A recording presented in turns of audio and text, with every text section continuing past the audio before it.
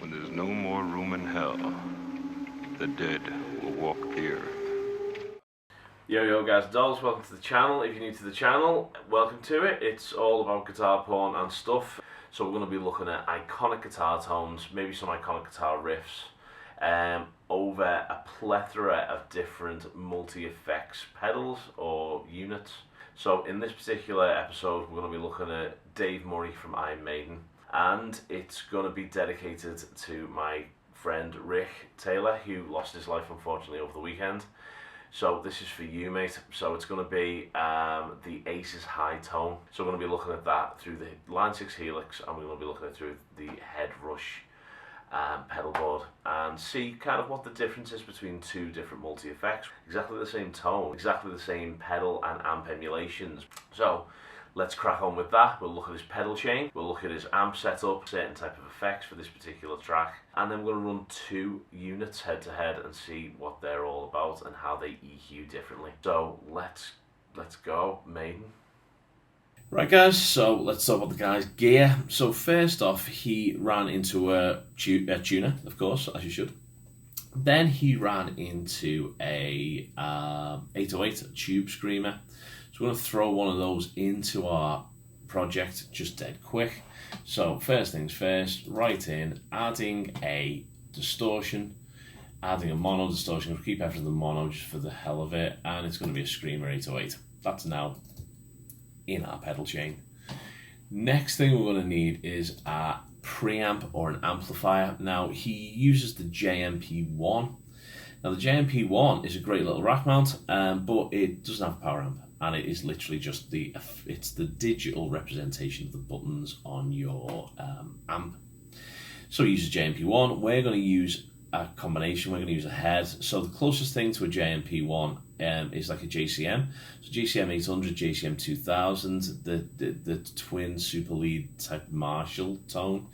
So the best thing we've got in the Helix, or the closest thing we've got in the Helix, is going to be your modded Marshall, which is, I think it's called the 2204. So let's go find that. There it is, Brit 2204. So let's load that bad boy up. Right, so already we have hiss. And I'm going to cut that hiss now, because that hiss is not what we want. So we're going to get rid of that hiss in a little bit. Right, the next thing we're going to do is we're going to throw a cab in there. It's going to be as close as we can get to the Marshall GCM 800, which is the 1960. So it's the 4x12 1960 T75. That's what it's classed as in the thing. Straight away, it's going to cut a bit of the hiss, and so the top end is gone. He also used a TC Electronic G system. The G systems were really good. The rack mounts in particular. They also did a pedal board. TC Electronics pretty good. You know what I mean? You can't knock what they do. So we're going to throw a chorus in there. Now we don't have a modulator. We don't have an emulation of that particular chorus. So just going to go with a standard chorus. So that's now been dropped in. The next thing I'm going to throw into this mix is going to be a pitch shifter. So let's throw in a pitch shifter, which is going to be the simple pitch. That's what it's called on the Helix anyway. So the simple pitch is in there. Then what we're going to do is we're going to grab a delay. Then what we're going to do is we're going to do something that's pretty clever. So we're going to take a reverb, and the reverb is going to be the chamber reverb. I'm going to throw that in there. Then what I'm going to do is I'm going to grab the pedal and I'm just going to pull it down. And what that does is now it gives me a routing option, and I'm going to put the reverb separately from the delay. So we've got the delay and reverb on two separate paths, and then they join back up all the way down here, and all is good. Okay, so as we've currently got it, it sounds like this.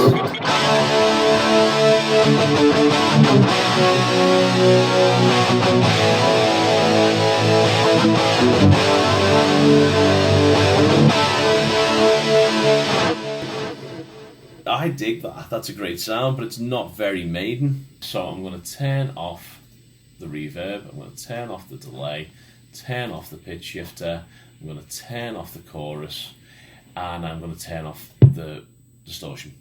So now what I've got is basically just an amp tone. So let's have a little listen to that.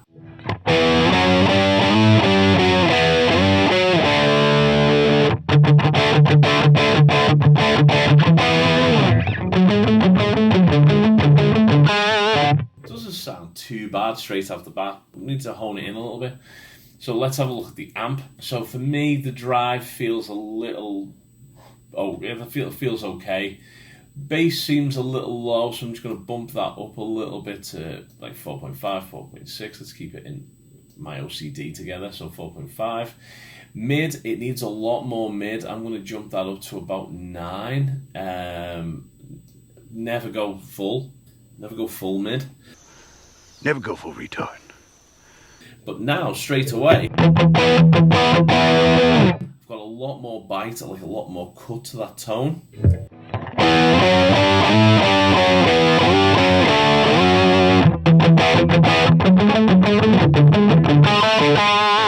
Then what I'm going to do is I'm going to take the treble. Well, the treble's on about 6.5. Take that up a little bit. He has got quite a tight, sharp tone. But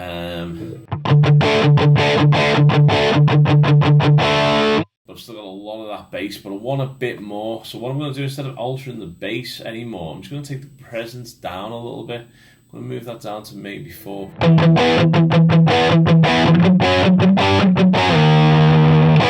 So that's just tightened up the low end a little bit, made it a little bit more creamy. Channel volume, I'm going to take the channel volume down to about 7, because what I'm about to do is boost the master. Channel volume on a Helix is the channel level, unaffected, it doesn't affect your tone. However, the master does affect your tone. It's about the master volume on the amp. So I'm going to crank that up to about 8. So now this is what we've got.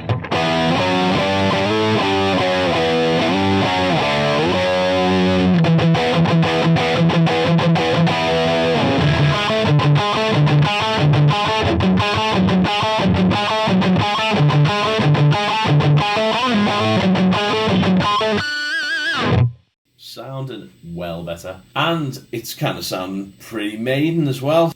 So drive pedal, let's go with that. So we're going to turn that bad boy on straight away. It's an 808, it's a pusher pedal rather than a drive pedal, so I'm going to leave the drive relatively low.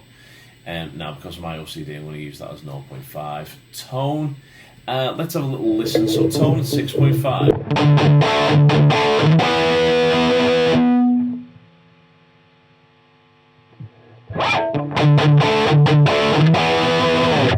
So I'm going to somewhere in between, so maybe about 5.5. Let's go there. And then the level I'm going to leave where it is.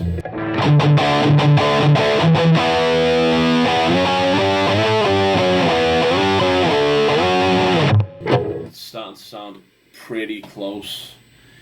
Next thing, I'm going to add a little bit of chorus. He had a little bit of chorus on his tone, and most guys did back then. It just seemed to work. Speed, I'm going to leave the same.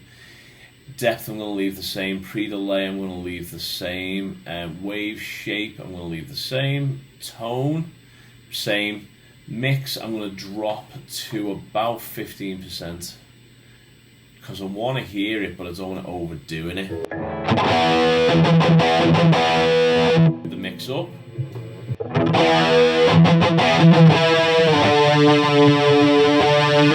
It sounds a little out there, so I just want a little bit. I just want it to sound like there's a couple of guitars playing. Chorus, I want it to feel.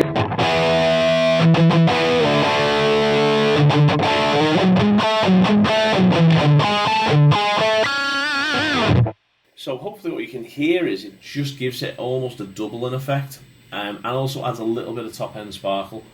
So that's uber, that's exactly where I want it. Now in relation to our pitch shifter, I want it to almost emulate another player. So the interval, I want it to be almost just an octave. So let's just turn that on. So that's now an octave above. No sense, don't want any type of distortion or anything. Shift level, I'm going to keep the same. Mix, I'm going to bring down.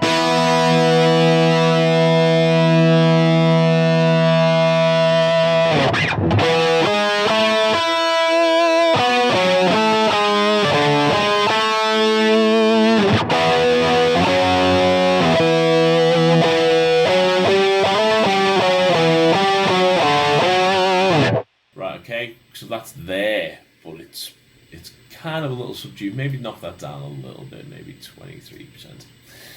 So our reverb is going to be dead important. We can really overdo reverb.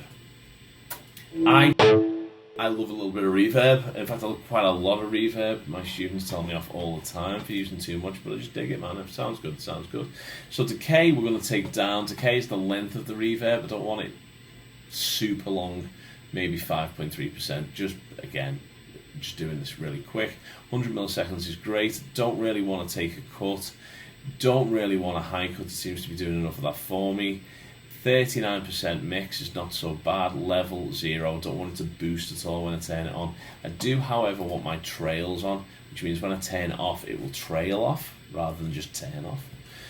So let's see how that sounds.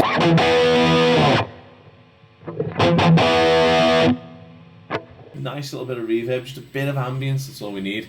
Right, delay. So 2 schools of thought with delay. We can have a long delay,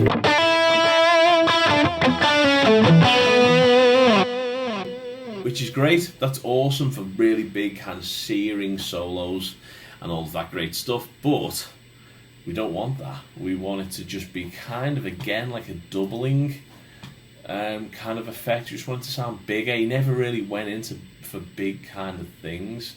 So we're going to look at the note sync, tempo sync, and we're going to have that 16th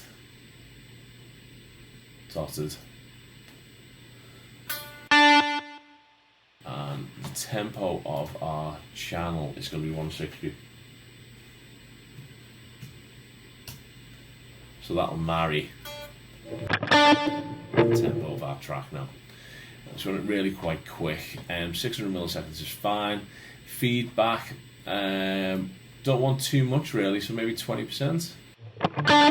Let's use one repeat. That just fattens the sound up a little bit. Mix, maybe a little bit much there. Take it down to about 30%, maybe 25%. So 25 sounds like.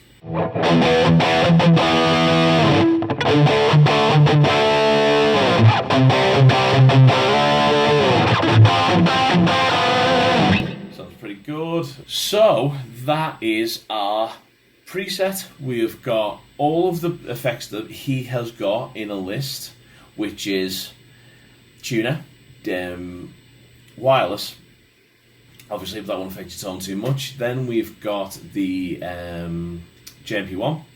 Then we've got the back end of a JCM 800 or a Marshall power amp. Shouldn't really flavour too much. We're kind of throwing that into one package, which on the Helix is going to be the 2204. Then into a Marshall speaker, we're running some chorus, a little bit of delay, and some reverb, which he would be using the TC Electronics racks to do that with. Then that's it. We've got our tone. So let's see what that sounds like naked.